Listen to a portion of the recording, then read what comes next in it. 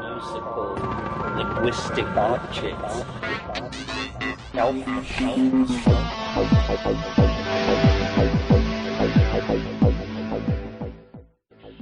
Greetings from Cyberdelic Space. This is Lorenzo, and I'm your host here in the Psychedelic Salon. And again, I want to begin by thanking our fellow saloners who either bought a copy of one of my books or made a direct donation to the salon. Hopefully you've already received a thank you email from me, and please know that you will always be in my heart. And I hope that the same will be true of how you feel about me, even when I mess up and pass along some bad information.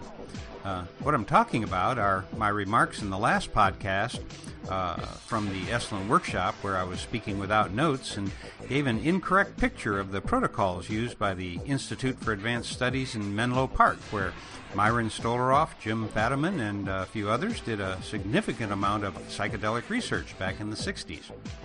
And fortunately, Jim Fadiman, who now I guess is almost the last man standing in that group of early researchers, Jim is both a friend and one of our fellow saloners. So when he heard my misstatements, he very gently passed along the correct information to me. So let me read from the recent email that he sent regarding my statement. Hi, just listening to the first few minutes of the latest release from the Big Sur workshop. For therapy, 6-week preparation, Carbogen, as you described. The LSD day was 200 mics minimum, usually closer to 400 mics, and for alcoholics up to 800.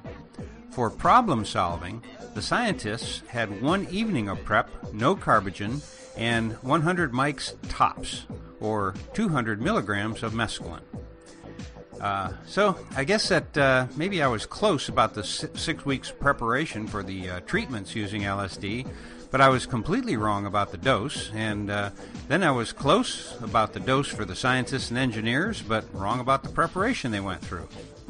My point here is that under no circumstances should you ever take my word about anything without first checking on my recollection of the facts.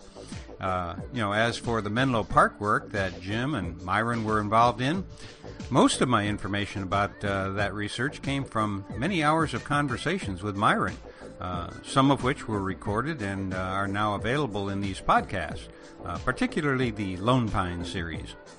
But I also wrote a review of what is one of the few books dealing with that research project, and that is the wonderful little book by Malden Grange Bishop titled The Discovery of Love, A Psychedelic Experience with LSD-25. And you can read a review of that book on the Albert Hoffman Foundation website, which Myron was responsible for at the time when he asked me to write it. However, since I wrote that review back in 2001 and then returned the precious copy of that book to Myron, I didn't have quite all the facts with me, and I didn't have them quite straight in my head. And for that, I apologize to you for passing along some incorrect information. Unfortunately, that's probably not the only time I've passed along something that isn't factually correct, so please keep in mind that I'm only the carnival barker. My job is to get you into the tent where the real authorities are actually doing their work. And if you can get your hands on a copy of that little book, I think you'll really enjoy reading about how psychedelic research was being conducted in the early days of the new resurgence. But if you can't find a copy, you can still read my review on the Hoffman site, which I'll link to in the program notes for today's podcast, which, as you know, you can get to via psychedelicsalon.us.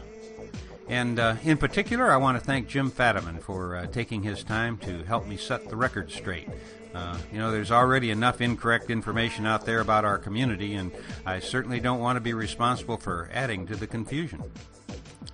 Now, today I'm going to take a little break from playing the recordings that were made during the weekend workshop that Bruce Damer and I led at Esalen earlier this summer. And while I don't actually have a solid reason for doing so, my excuse is twofold.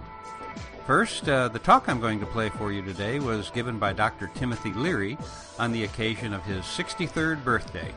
And that age is significant in my life because my father, my brother, and my mentor all died when they were 63 years old. So that age has several layers of meaning for me. The other reason is that today happens to be my own birthday, and I'm happy to say that I've outlived that 63-year-old limit by 7 years now, which means that today is my 70th birthday. And I'll say a little bit more about that after we listen to today's program. Actually, the talk we're about to hear does have a slight connection to the Esalen workshop in that it was sent to me by Nur, who participated in that workshop and who originally received this recording from his friend Elizabeth Gips, who made the recording and whose credentials go all the way back to the 60s in the Haight-Ashbury district in San Francisco.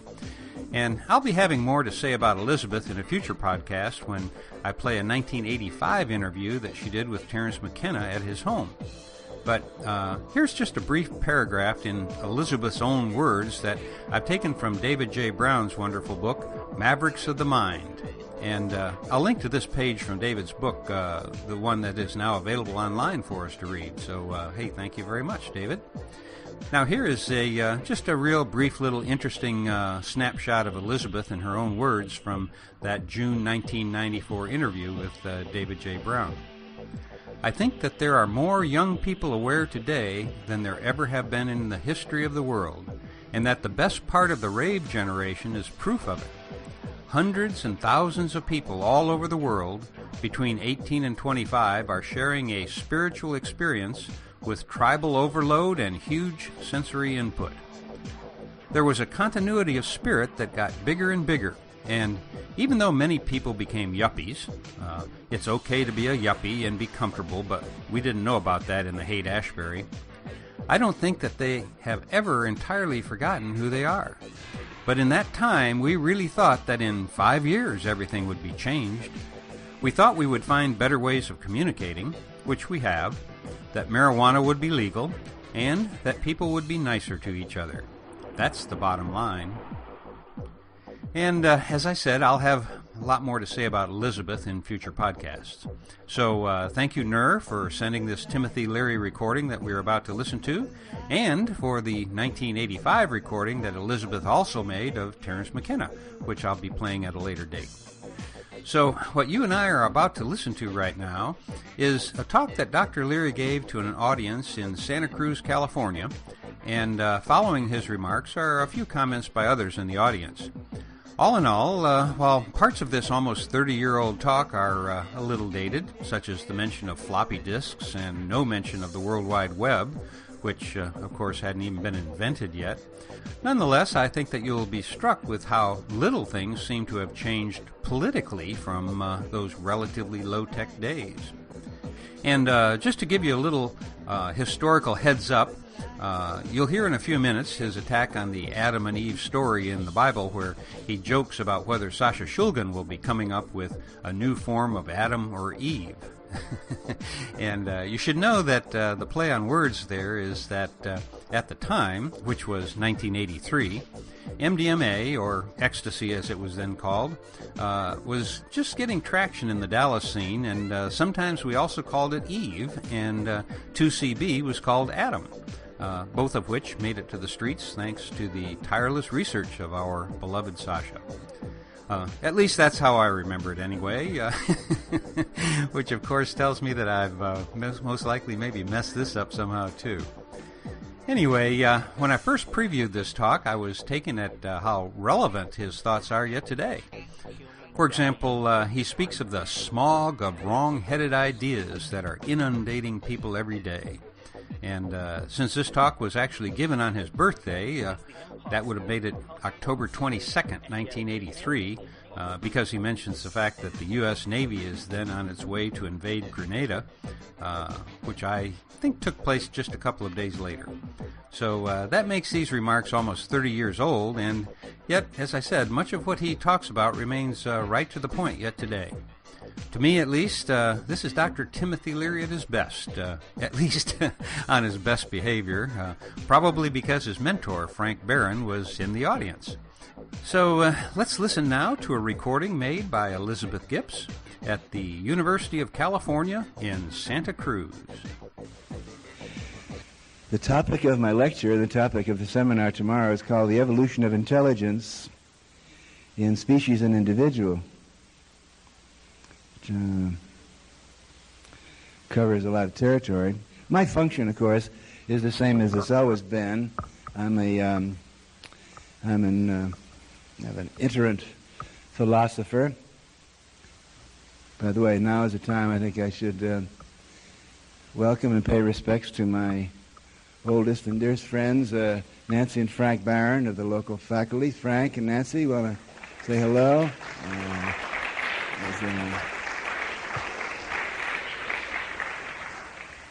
It's all Frank's fault. He was the one that turned me on to the visionary quest.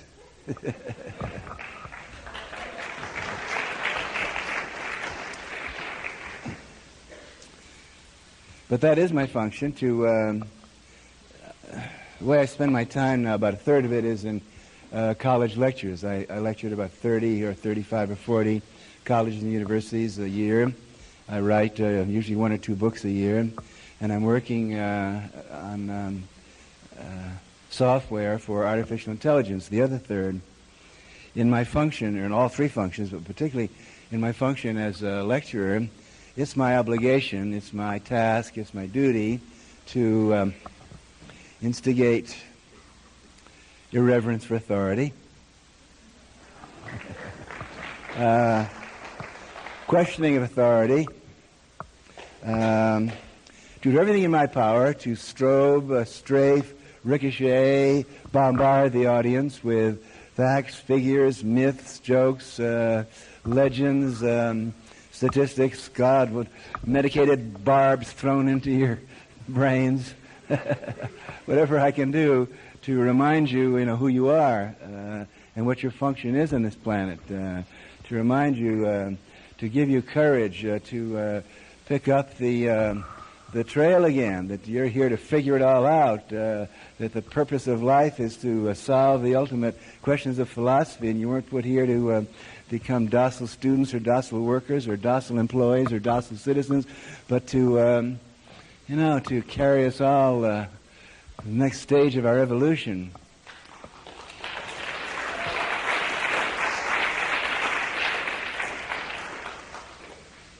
Now, I've used the term evolution and intelligence, and these are 2 very hot terms for me, and I think for our species in general. The word evolution is, even today the word evolution is a hot, controversial topic. There are probably 80% of the human beings alive today that don't believe in evolution. It is kind of staggering as I travel around the country and as I read newspapers and read scientific journals and, talk to people and find out what's going on, that there's this incredible gap between people who are really coming to understand how evolution works and how the process has been evolving. And still, the facts are that maybe 80% of human beings alive on this planet today they have been totally brainwashed to feel there's no such thing as evolution. And that's one of the things that is kind of amazing today. The junk information that we're being inundated with, the cloud, the atmosphere, the smog of disinformation, of just plain kind of dumb lunacy that's being peddled. You watch the news, ABC, NBC, Time Magazine. I mean, they really, Reagan is a certifiable lunatic. I mean, really, and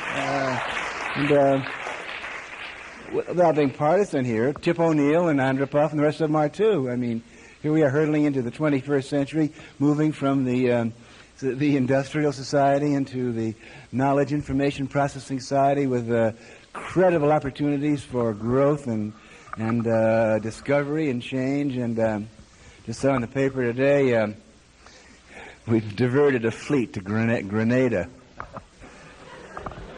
We got another fleet that's outside Beirut, bombing the Druze. You didn't know we were at war with the Druze, did you? You don't even know who the Druze are, do you? Do they have big noses or small noses or what? I don't know. There must be something wrong with them. We got another fleet going down to the Persian Gulf. Not to mention Central America. Well, anyway, what I do, and I really am in a kind of a tricky position today because I don't want to, this is a very sophisticated group and I don't want to bore you or to kind of slow you down.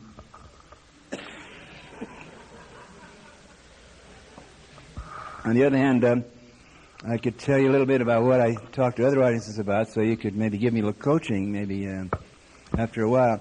I'll talk for about 45 minutes. We'll have 10-minute intermission, and then we'll have question and answer period. Bob Diltz from Behavioral Engineering is going to come up, and I hope Frank Barron will come up too.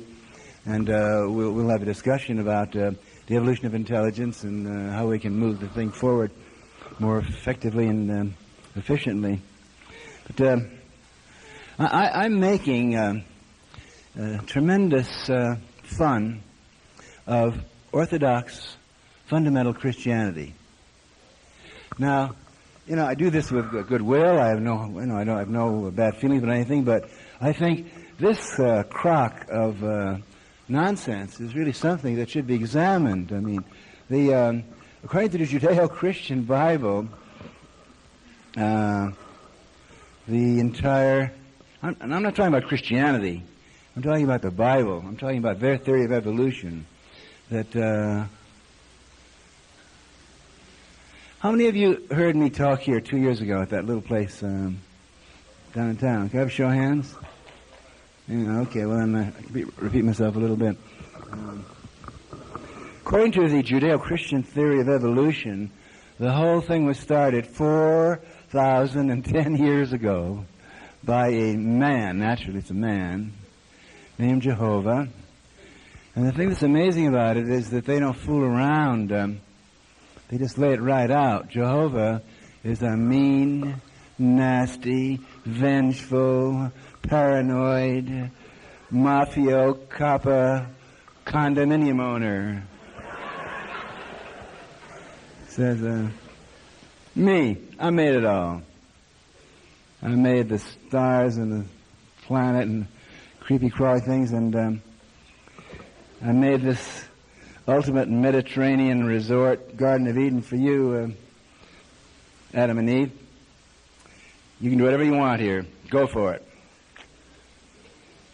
Except there are 2 food and drug regulations.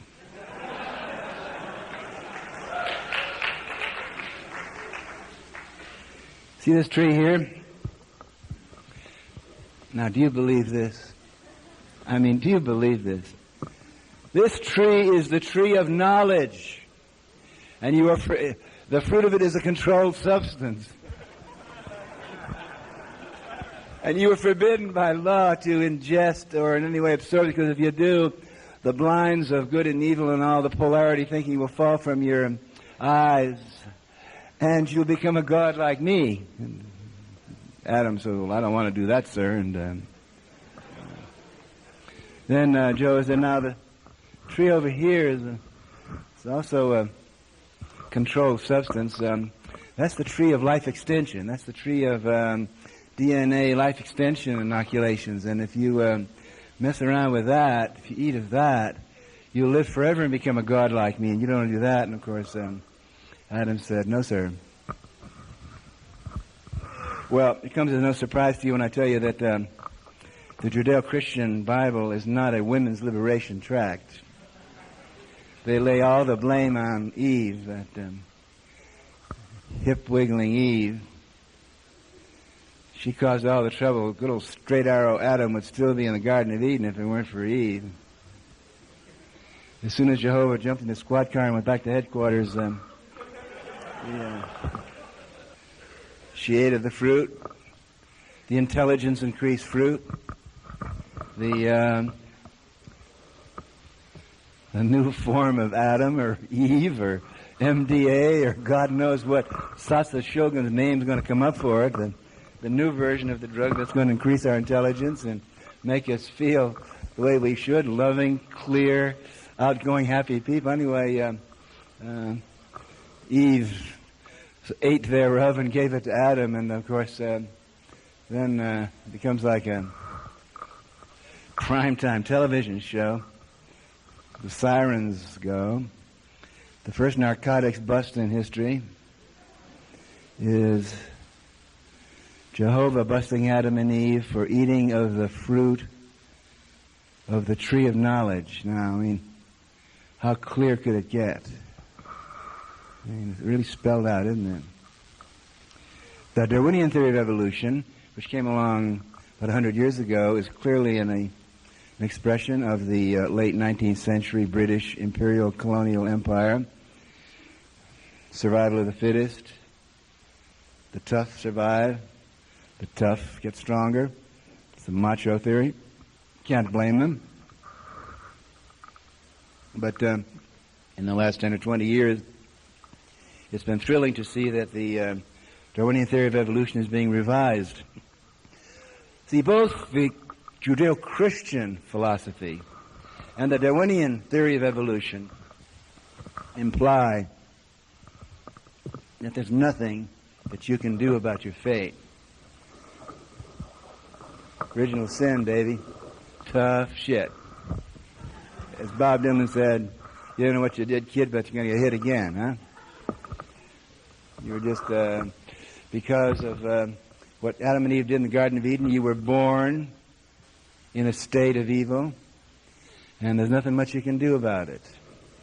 There's certainly no encouragement to increase your intelligence, to increase your virtue, to increase your knowledge, to increase your ability to compute and understand the situation. Nor does the Darwinian theory offer you much hope either. It takes 25 million years to change a fingernail or to get away, do away with a vermiform appendix. The Bank of England and the Queen of England didn't lose any sleep over the Darwinian theory of evolution. But just in the last 10 or 15 years, we've been inundated by both theories and facts from the laboratory suggesting that evolution can happen very quickly. The punctuated the theory, which is evolved from Harvard, that when evolution happens, it happens all at once. And it's not a gradual chance, step-by-step thing.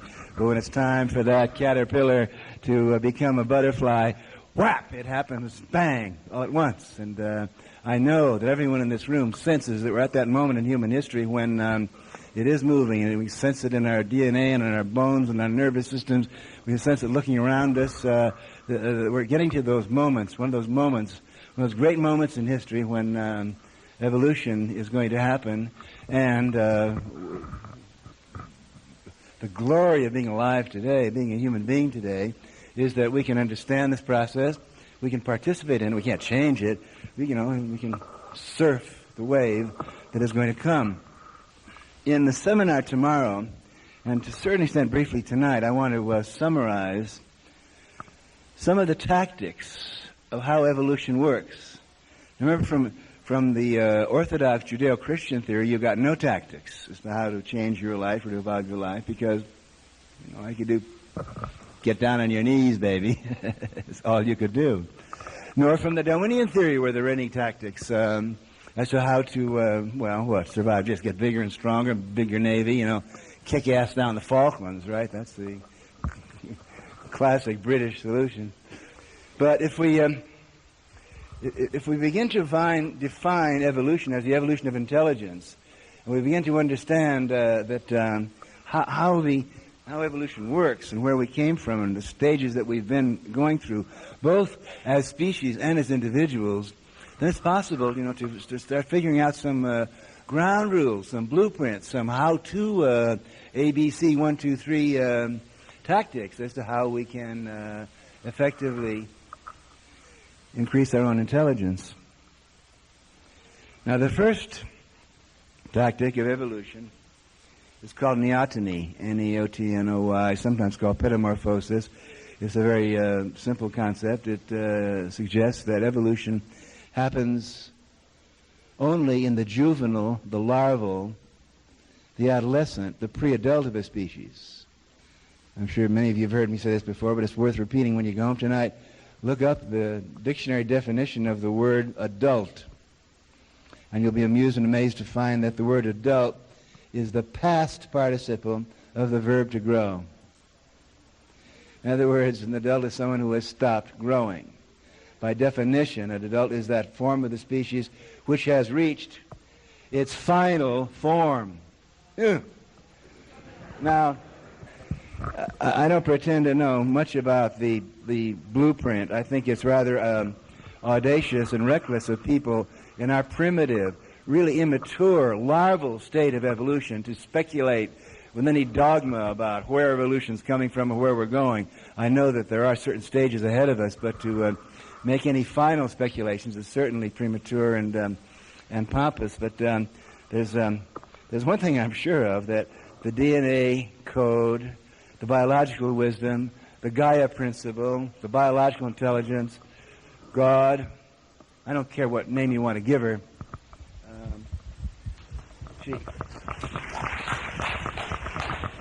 she does not like final forms. She works with juveniles. That's why I spend most of my time lecturing and talking to and listening to people that are not adults. So one piece of advice I'd like to give you, and I don't have many to give you because I'm not that loaded with advice, but one piece of evolutionary street wisdom I'd like to pass on is at all costs avoid terminal adulthood.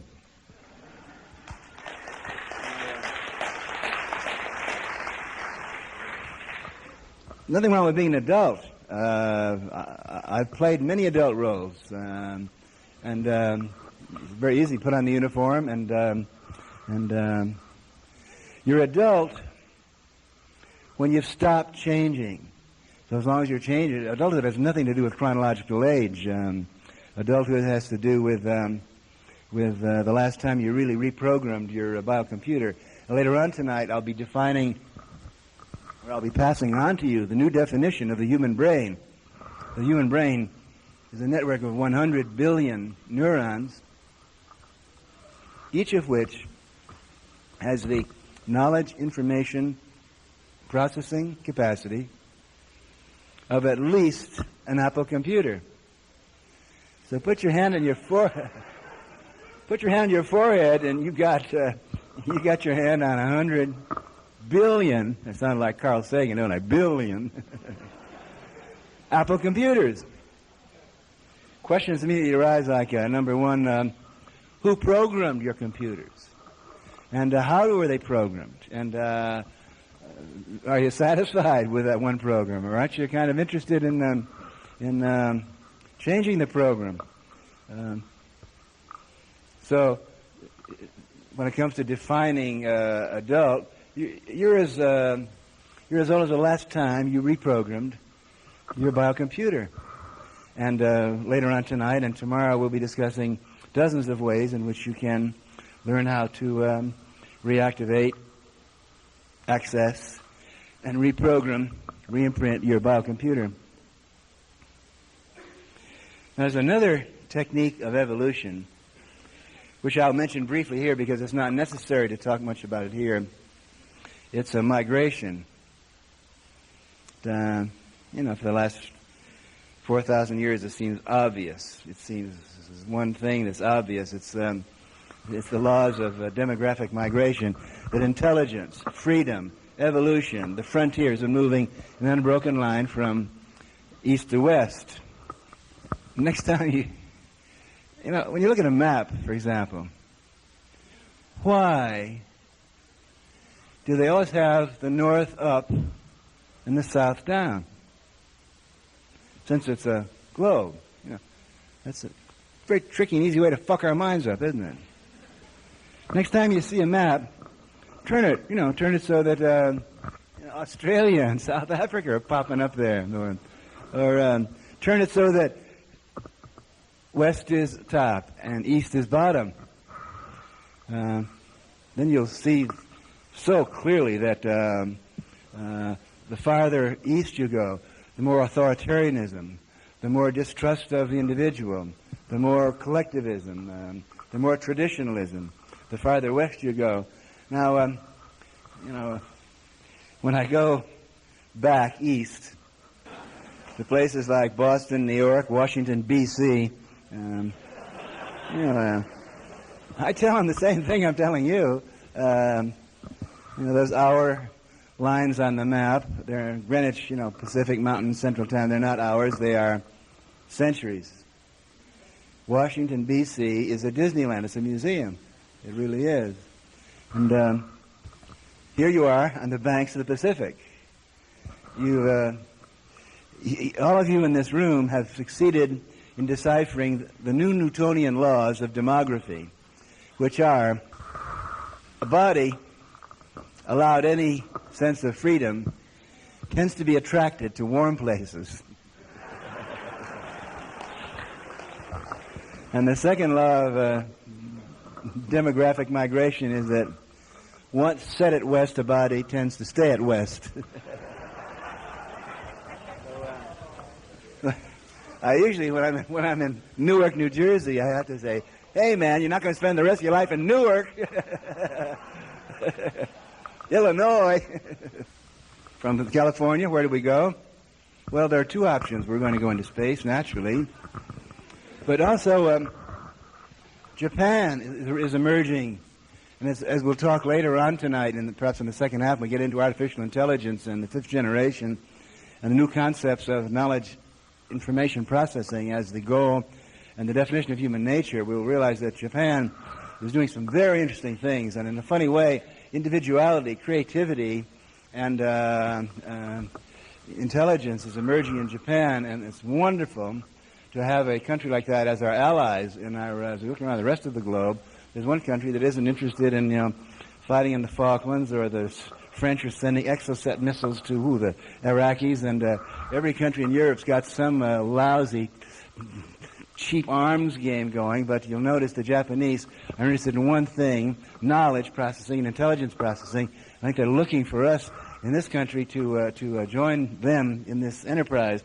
So I don't have to urge you, or I don't have to tell you what I tell other audiences in the East, that if you find yourself depressed or blocked or neurotic or feeling that you're immobile and not moving, don't blame your parents or your race, creed, or color, or whatever it is, move.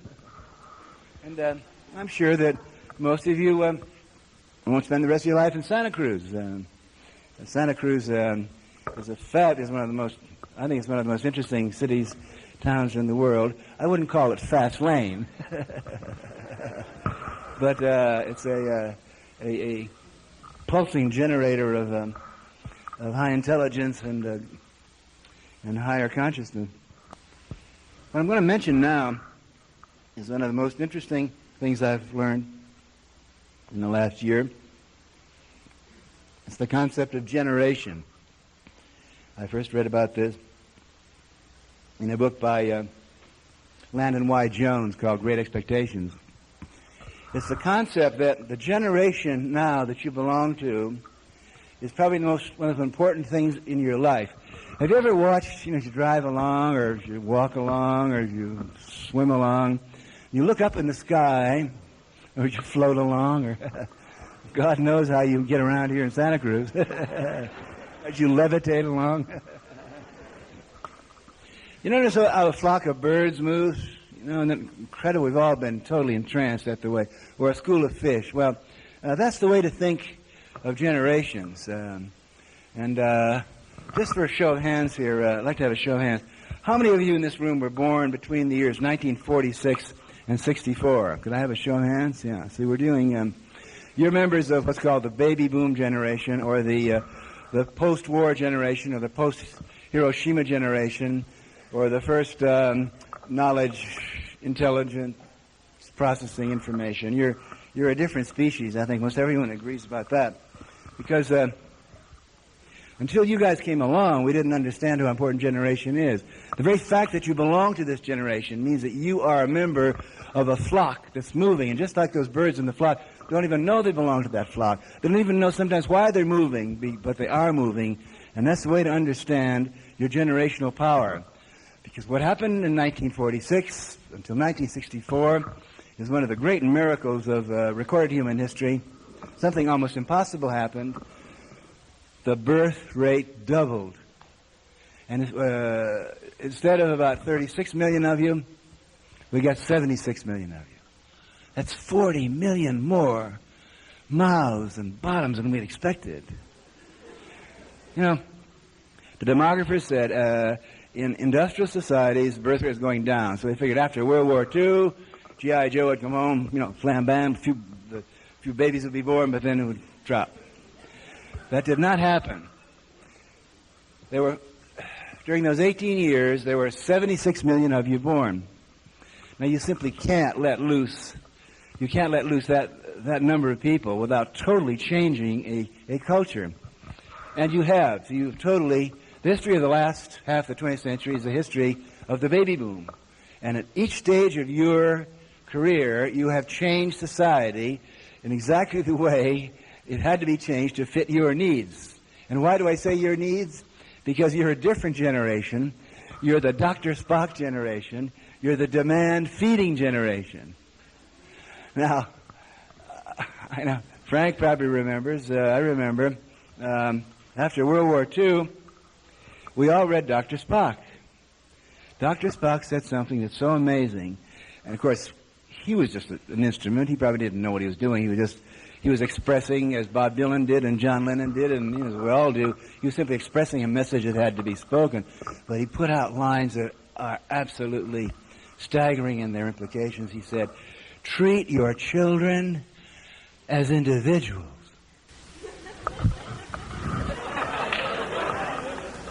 You know, for 2 or 3 or 4,000 years, the Judeo-Christian Bible is saying, your children are born sinners, mean, horrible animals. Beat them, knock them, club them, ABC, catechism. My father, oh my God, you know, Hail Mary, beat them out, they're animals. You know, treat them as individuals. They went totally against every precept of religion, of human nature. He also said, feed them when they're hungry.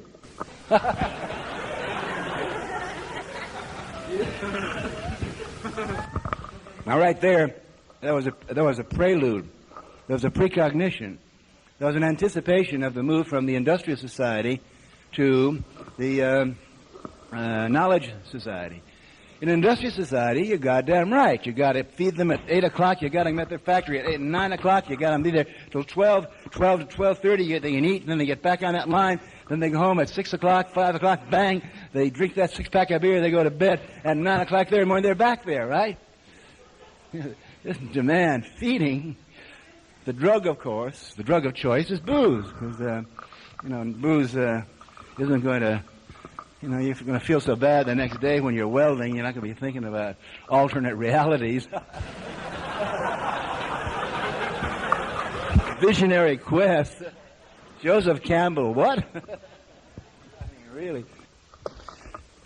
You were the first post-Hiroshima generation, the first generation that knew in your bones there could never, I'm sorry, Ronnie and Tip O'Neill, there can never be another World War. You were the first electronic generation. When you left the crib, crawled across the room, when you were 3, 4, 5 years old, your chubby little baby hands, started working with the boob tube, started dialing and tooling realities. By the time you were 5, you had experienced more realities, more perspectives, more historical landscapes, more dramas, more melodramas, more comedies, more, you name it.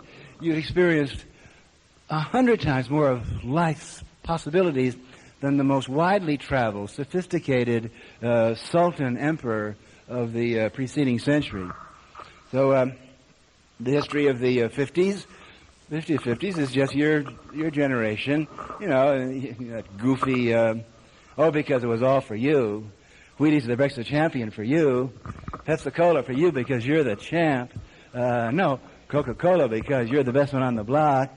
Davy coonskin caps, right? You know, we did it all for you. We doubled the nursery schools. We doubled the hula hoop factories. When you got to high school, we doubled the high schools. We doubled the colleges. That big boom, the enormous boom, you know, in education in this country came in the mid-'60s, '70s. Why? For you. They talk about the '60s. You know, the '60s is a concept that really doesn't exist except, you know, people say, Oh, yeah, the 60s. Well, thank God the 60s are over. Yeah. Jeez, what an insane time that was, right? People were running around, being themselves. The 60s was simply the time when the baby boom generation hit high school and college. And you were trained for excellence. You were trained to expect the best. You were trained to be treated as individuals. You weren't going to be pushed on. So naturally, you didn't want the old hypocritical sex mores of when co-eds were locked away like nuns, and there were 2 ways of fucking, face-to-face lights on missionary when you're married or none. And you were not about to accept, as good consumers, you were not about to accept that sleazy war in Vietnam, nor the draft. So that the 60s and 70s were a time when you simply burst through American culture, changing every aspect of it. So that you look around now, and Wall Street brokers have long hair, and you can wear whatever you want, and talk about unisex, multi-sex. My God, it's whatever, whatever. We're certainly shaking it up. You know what? In the 60s, what your generation did, and nobody gets any credit for that. You had no leaders. Dylan was right. Don't follow leaders, watch your parking meters. The total genetic avalanche, tidal wave of expectation for excellence and change and something new. There were no one was telling you what to do. There were a few of us around the sideline acting as cheerleaders. But what you did, you took the Johnson-Nixon administrations at the height of American power and influence, and you essentially turned it upside down. They simply couldn't deal with it. 76 million people, wanting to think for themselves. Now, the 70s was a period when this generation kind of settled down to get jobs, pursue excellence, learn crafts, learn skills, have children, or not have children, get your head together. The tremendous boom in the 1970s in what?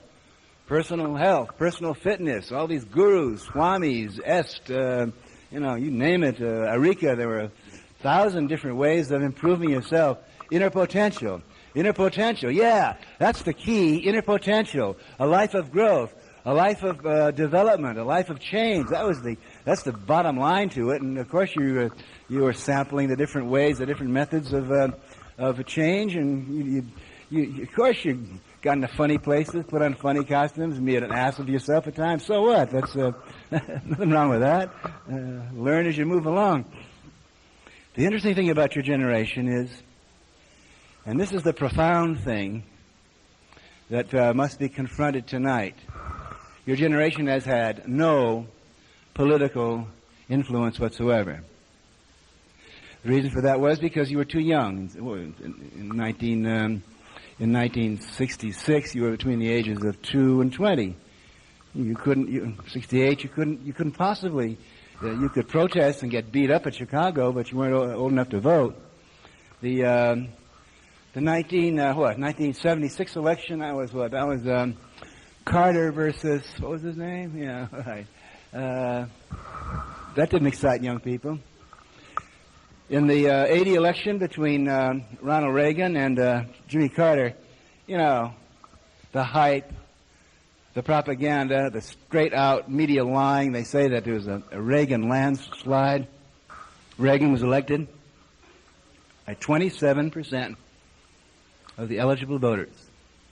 That meant that Reagan were running against none of the above. None of the above would have got 73%, and Reagan would have got 27%. Something like that. And one thing that was very interesting about the 80 election, young people did not vote. As a matter of fact, a certain percentage, I'm not totally sure, but I think many young people voted for Anderson, right? Yeah. Simply because you were not interested in the old partisan politics of dinosaur donkey Democrats like Tip O'Neill and dinosaur elephants like Ronald Reagan and Alexander Haig and so forth. I want to say two things before I stop for intermission about other generations. I don't want to leave anyone with the feeling that I'm trying to set up a generation gap here, or pose older people against younger people. I repeat it, and I'll repeat it again, and I'll repeat it several times before the night is over. You are as old as the last time you reprogrammed your brain or changed your mind. You're also as old as the people you hang out with.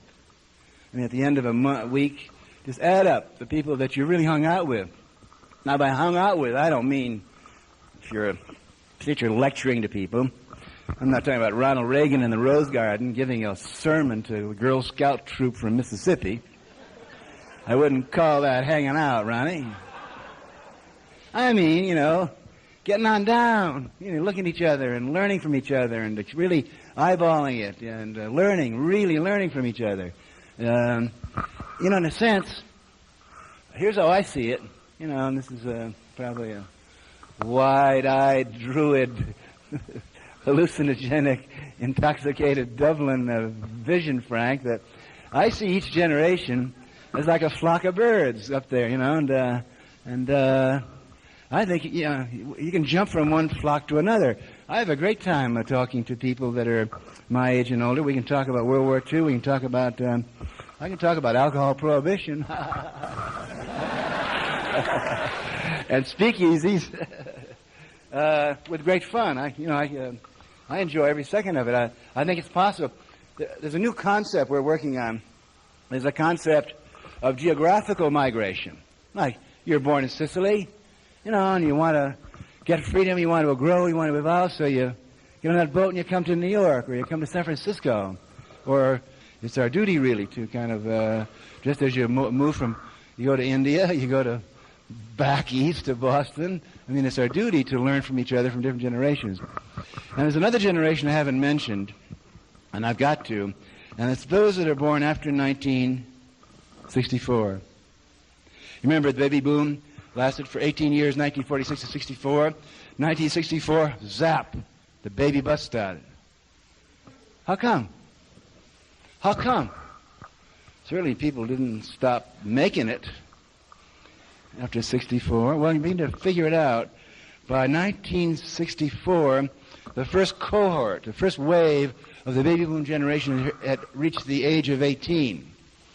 And for the first time, I don't know, maybe in human history, I don't know, maybe the Egyptians did it, I don't know, but for the first time in a long time, the members of your generation did not conceive blindly. They did not breed blindly. Automatically, you see, before that, for thousands and thousands of generations, the minute you got a woman, a girl got to that period of puberty, the minute a boy dropped those testicles and got hair in his arms, got that big light boy, girl, bang, bang, bang, started breeding blindly, rut animals. Your generation is the first generation in history that had demand breeding. The average baby boom couple say, well, should we have a baby this year, or maybe the wife will finish law school or medical school, or let's buy the Porsche and we'll have the baby the next year, or let's go around the world, or let's take a year off and just vegetate in Santa Cruz. Definitely a deliberate program to make us feel depressed, make us feel that the apocalypse is coming, and anyway, doesn't do any good. If you don't have Reagan, you're going to have Mondale, and my God, or McGovern, or what. So the whole message, you're being given that message in every newscast, in every article, in every editorial, in every magazine. It does, and there's nothing you can do about it. We're all screwed, blued, and tattooed. Now, that's not accidental. And I want to give you some good news. I'm traveling around the country a lot, and I really talk to literally thousands every month of people like this, and we have long question-and-answer periods and debates, as we will tonight. And I want to tell you that there are 20 million, maybe 30 million, maybe even 40 million, I want to be scientific here, reasonably intelligent, enlightened people in America. Now, I'm not talking Buddhas, I'm talking to people that have that basic sense of multiple reality. Yeah, that you can change your program. And okay, you were born an Arab, or you were born a Jew, or you were born a Catholic. That's all right. I can dig that. I can put that program and I can pull it out. But God, I'm not going to run my whole life. I'm not going to kill you and everyone else on the basis of that old program laid on that little sloppy disk that some primitive person 4,000 years ago laid on the, there's that basic wisdom. The younger generation today, they're not conservative, they're not liberal. They're basically realistic, they're basically practical, they're basically good-humored, they're basically open-minded. Now, I'm not just slathering you with goodwill and buttering you up and stroking you, because there are probably just a higher percentage of assholes among you as in any other generation. But it's that flock of birds, see? You don't even know, but you're moving in the right direction. You're moving away from the narrowness and the polarity and the hatred and the single programming of the past. So we're in the golden age of human civilization, particularly in America and particularly in California. We're in the golden age. We're aware of a lot of the problems, but at least we're aware of them. We're in the golden age, and in the last half of this program, with your help, we'll figure out a way that within 2 or 3 years we can take this thing platinum. Thank you.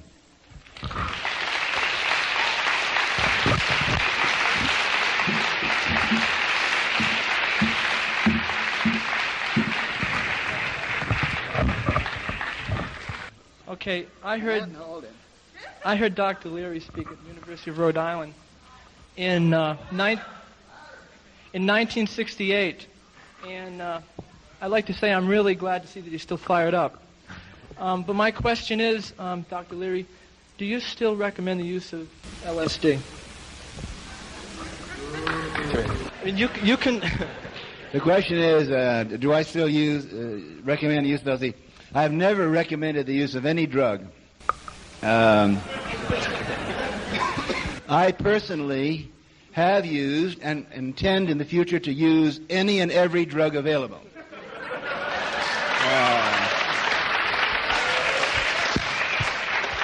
I intend to do this intelligently, prudently, thoughtfully, always, hopefully, as part of a life plan.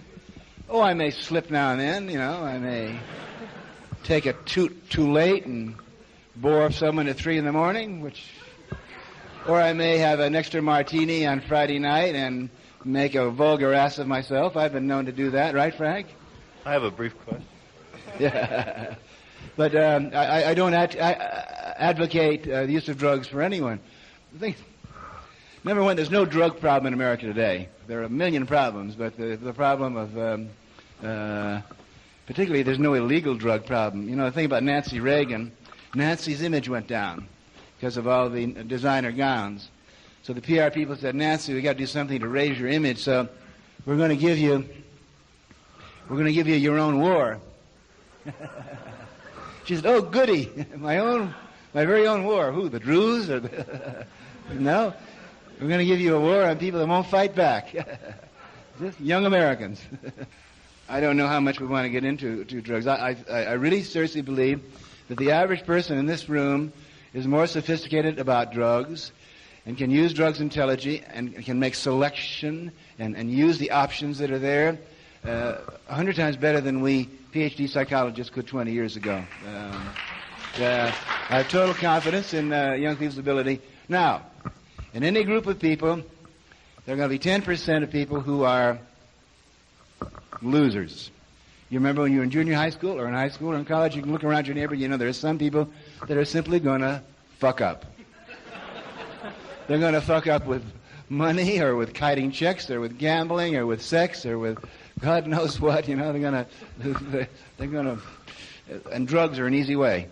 But, so the 10% of the people who screw up, it's not the problem of the drugs. I knew John Belushi. He was at my house 3 days before he died.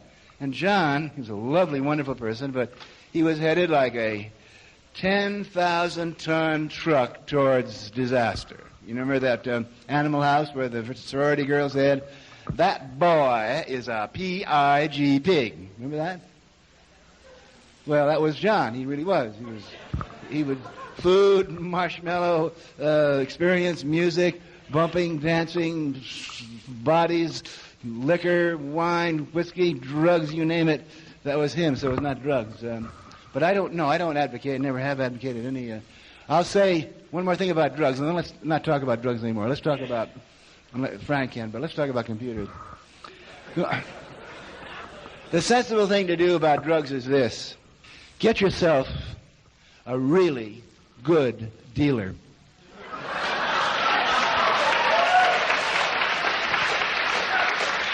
I mean, if you had a toothache, some slimy character in an alley said, "Hey man, come here, I'll take you." You wouldn't go in an alley, If you had wanted your appendix out, you wouldn't. Some guy down on the West End, East End, you wouldn't go there. More important than your lawyer. How do you find a lawyer? You go to your friends, you check him out, you talk to him, you experience, and you check him out. A dentist. A dentist, you just lose a root canal, right? But a dealer, is the most important. He's going to be influencing your brain. And I'm not urging anyone to take drugs. I'm saying if you take drugs, use the same intelligence there that you would if you're going to have a masseur or an orthopedic doctor or a gerontologist. And let's be frank about it. Drugs are neither good nor bad. They are. And there are going to be more of them, and all the indices of use are going up and up and up, and they're going to continue to go up because we're moving from the industrial society to the brain society. And there are going to be more and more better drugs, and Sasha Shulgin and people like Bruce Eisner and his friends are involved in research. So, but don't abuse drugs. Please don't abuse drugs. And more than anyone else in the world, I'm against the abuse of drugs. Number one, because I'm going to get blamed for it. Frank? I'd like to have Frank talk. Well, I have a brief question. I don't want to buck the line, but this will take only a second. Tim, you can construe this as related to your views of evolution if you wish, but do you think Adam has a future? Yeah, this is not so much as a question for Tim, but I guess maybe a generational question. But how does it feel to be 63 years old tonight? I don't know if anybody was aware of it, but tonight's Tim's birthday.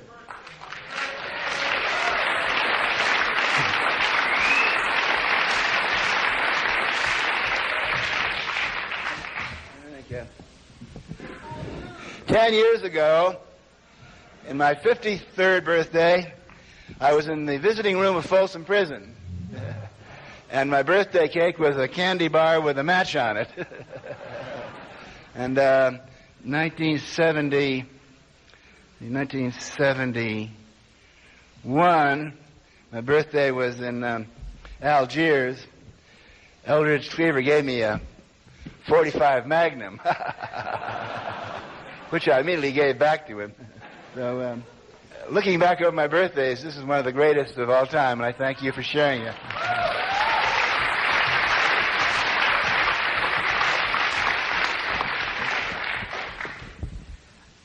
A lot of what Tim has said tonight seems very complimentary to the people, I guess, of my generation. And I think a lot of it's right on. I'm really glad to hear it. But I can't help think about the 95% or so people in the world who won't inherit this particular wave for whatever reason, circumstances or inability or narrow-mindedness or whatever. And maybe it's some stale old democratic values in me, but I'm wondering what we should think about that.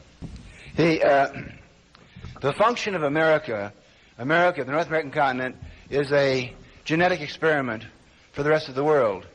Right now, there are still millions of immigrants coming to America every year. So when I talk about California, when I talk about coming west, the gene pools from all over the world are still squirting and spurting and pushing their ambitious ones here. The Nobel Prize was won by Americans last week. 3. 2 of them were immigrants. Wasn't that wonderful? One was a Indian and one was a Canadian. The point I'm making is that what America is supposed to do is invite freedom people from all over the world to come here to join us, keep our borders open, and build a society of intelligence and knowledge and openness and success and productivity that will You know, we don't want to conquer them. We don't want to run around disestablishing them in their countries. We can't get involved in their wars. You know, Reagan's running around. You know that Reagan wants to be on the side of every right-wing government in every little banana republic in the country. I mean, he's against the Druze, and he's for the, what are they, the Phalangists, or you name it. You can't even keep the score. I mean, America's not supposed to be that. America's supposed to be the island. America's supposed to be the free place where anyone can come. Black, green, white, even Irish, wild Irishmen like Frank and I are allowed in here. We're the global experiment to show the rest of the world to join us. We're going to take the whole planet ship higher. That's our function. Does that satisfy you? Well, not everybody will make it. What do you mean make it? What do you mean make it? Sure they're going to make it.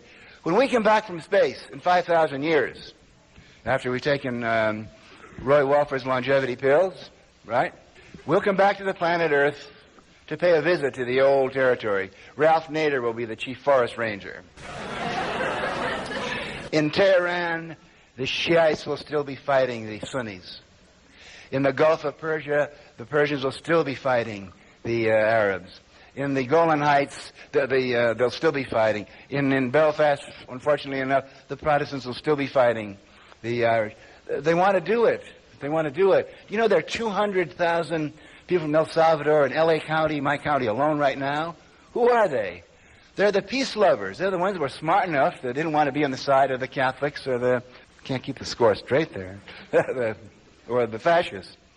Yeah, they're going to survive, and they're going to produce... think of gene pools here, and each gene pool produces its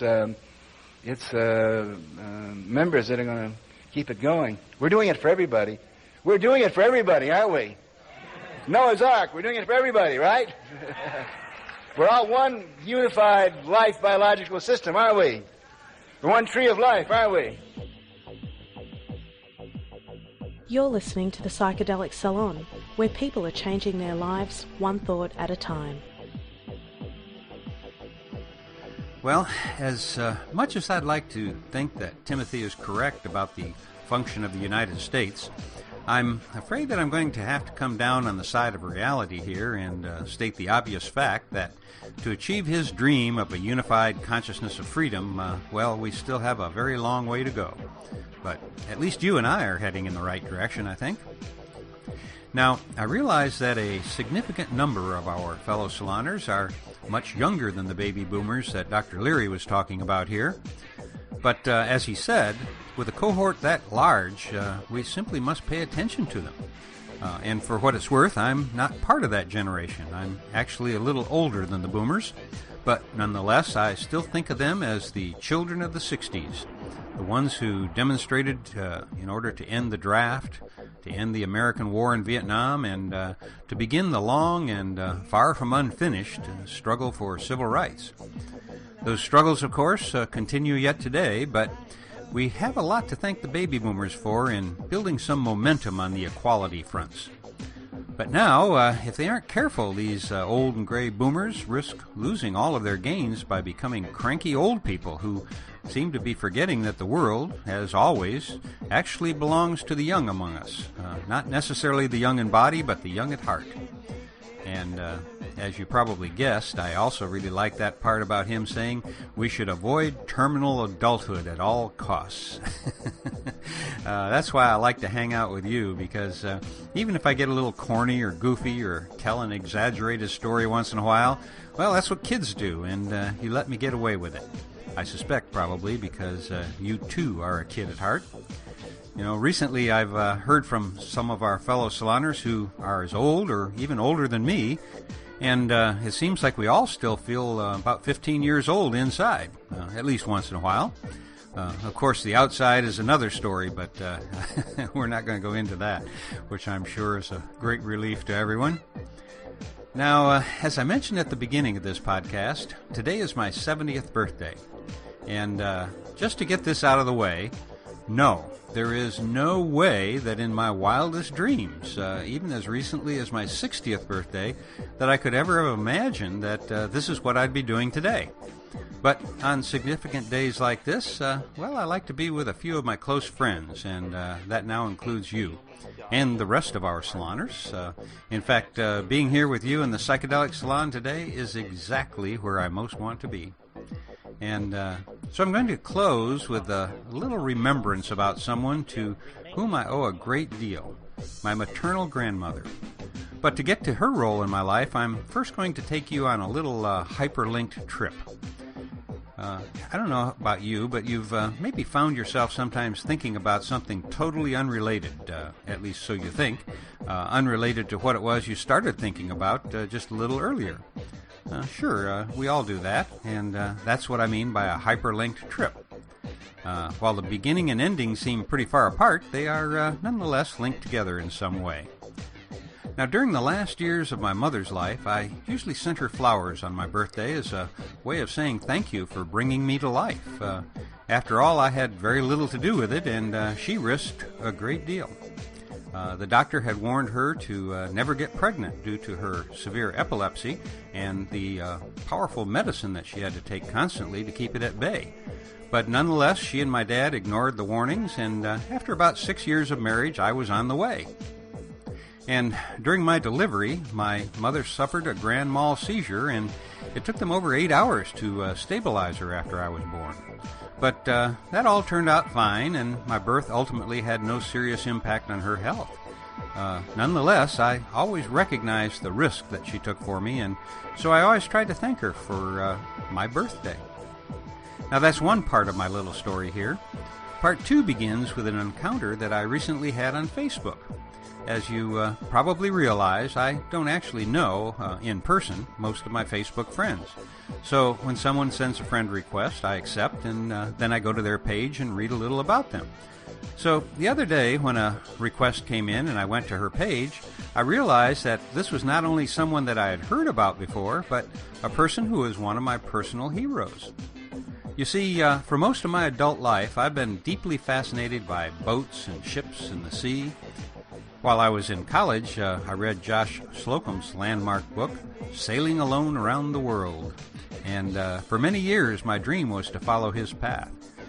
In college, I was on the sailing team, and during the summer months, I taught sailing at the Houston Yacht Club in Texas.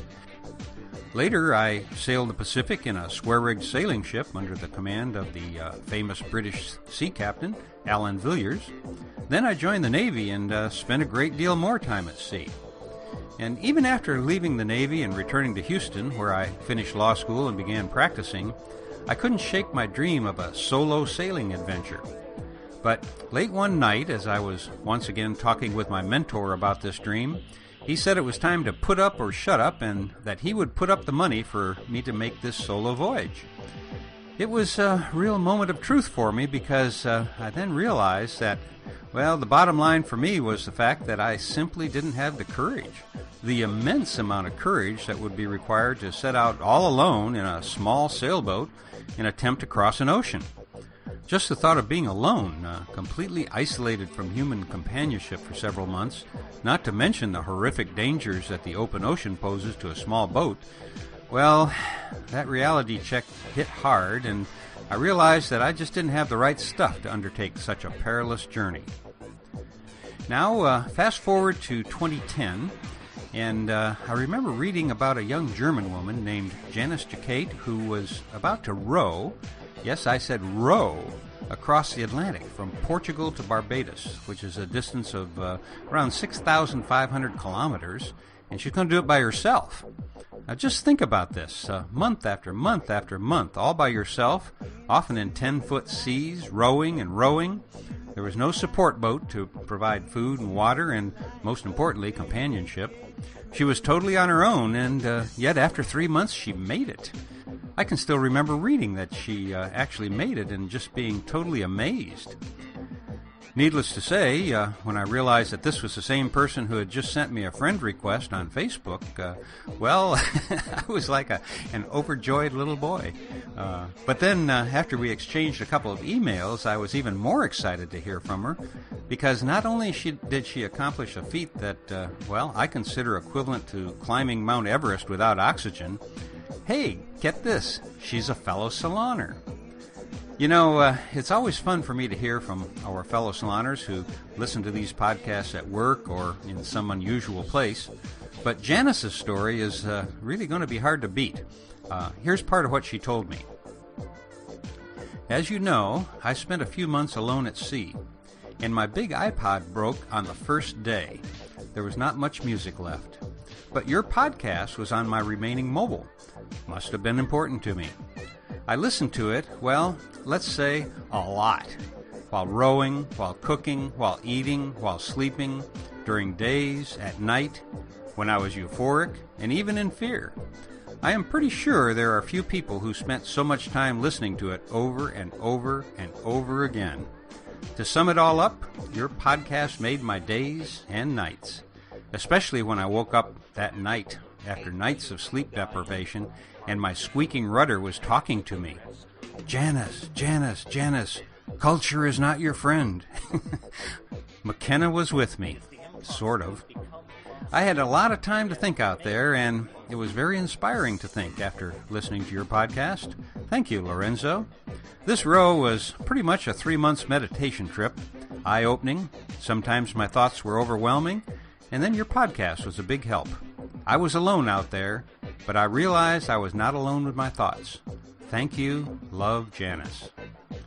Well, I'm sure you can imagine how deeply that touched me. And while I sincerely appreciate all of the kind words that Janice and the other saloners have had to say about these podcasts, I think that by knowing about my relationship to the sea and to people who test themselves against it, well, I think that then you can understand why Janice's story touches me so. But there's one more hyperlink to click here. You see, when I first made this connection with Janice this week, I was already thinking about my birthday and, of course, about my mother. But in all these years, the one person that I've never properly honored is my mother's mother, my grandmother, Margaret Junkersfeld Fox, another German woman of great personal courage. And somehow, Janice's story brought my dear German grandmother back to my mind. I won't go into her whole story now, but it is important for me to tell this small piece of it since, ultimately I'm really doing these podcasts so that by the time my grandchildren are old enough to want to know a little about me and our family history, there will be some kind of a record of my personal stories. As you know, I always talk about being Irish, and both of my grandfathers were Irish, but both of my grandmothers were German, and I feel that I've never done justice to my German heritage. Someday I'll probably tell you a few stories about my Grandpa Fox, and you'll better understand why the Irish influence in our family is so strong. Unfortunately, it has overshadowed my equally important German heritage and the debt of gratitude I owe to my mother's mother. You see, I was conceived a few days after the attack on Pearl Harbor, and not long after I was born, my dad was drafted into the Navy. And so my mother and I moved into her parents' house. Before long, my dad was shipped off to fight the war in the South Pacific, and my mother took a job at the Elgin Watch Factory, helping to build bomb sites, I think. So that left my dear grandmother to become my primary caregiver. And so for the first 3 years of my life, it was my grandmother who bathed me, changed me, fed me, hugged me, and sang sweet German lullabies to me. Now, if you believe, as I do, that the first 3 to 6 years of one's life is the time during which one's character is formed, then you can understand what a tremendous debt of gratitude I owe to that wonderful old German woman who had previously given birth to 8 children of her own on a small farm in southern Illinois. By the time I arrived, she'd already done more than her share of child rearing, yet she devoted herself to caring for me at a time when my parents were both fully occupied by the war. Even yet today, when I hear Christmas carols sung in German, a huge wave of love just floods through me. And I'm certain that it's due to this wonderful woman who gave me so much of her time during what turned out to be her last 3 years of life. Sadly, Grandma Fox, as we all called her, died in October of 1945, just a few months after the end of the war and before my father returned from the Pacific. She had done her part and more. So that's kind of a long way, I guess, of getting around to thanking 2 of the most important women in my life. One of German stock and the other of German-Irish stock. As the good Dr. Leary said in his talk today, there's a lot of mingling of genes here in the U.S., and in my case, it was a very fortunate combination indeed. So, thanks for listening to my little tale. And for now, this is Lorenzo, signing off from Cyberdelic Space. Be well, my friends.